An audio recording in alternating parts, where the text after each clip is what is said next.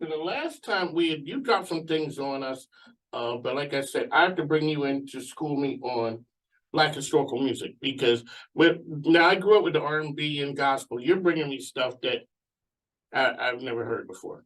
Well, I think that's partly the fault of radio. Radio plays what sells, and exactly, and they play the same things over and over again because it's all about keeping people's ear there. So when you have something like WNRN out of Charlottesville that plays unusual stuff, they'll go from a soul song to an indie rock song to a bluegrass song like that, and you'll be listening to a banjo picking and a guy singing about losing money in a card game, and then all of a sudden you've got this crazy sounding lot of beats and things going on. So they really mix it up.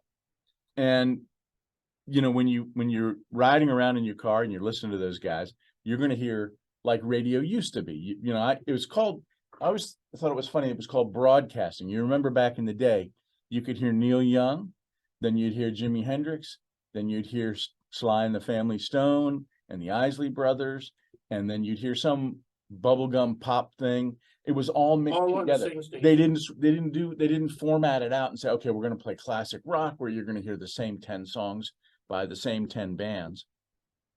And it was all mixed together. So you got exposed to stuff. And you got to find those stations that do that now. There you go, Joe McSpadden, writer extraordinaire music. All right, so you brought some music with you. I did. Who'd you bring with you? This is a local guy, and I'll tell you about this. Okay, so I had a great interview with Rodney. It's going to be in the next issue of Okra magazine, which should hit the racks at Barnes & Noble and Books A Million around the 11th of February. Okay.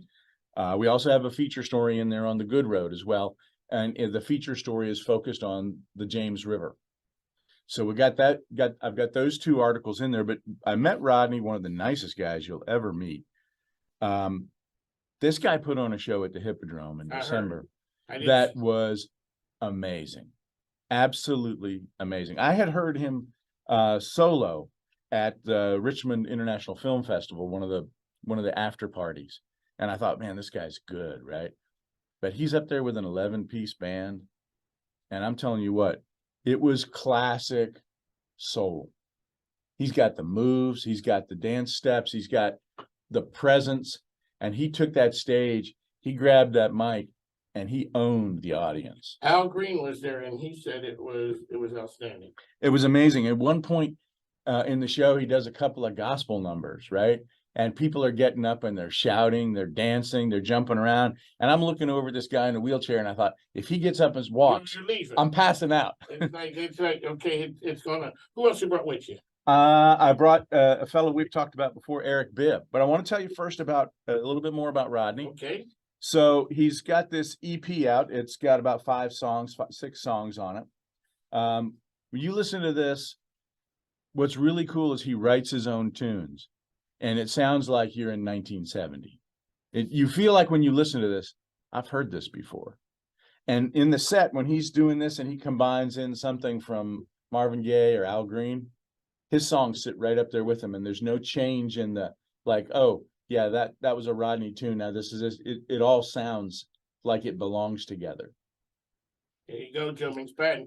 Ladies and gentlemen, Shockoe Records. How can people get more info about them? So you can go to shockoerecords.com. You could go to Rodney Stith's website. He's also on Facebook.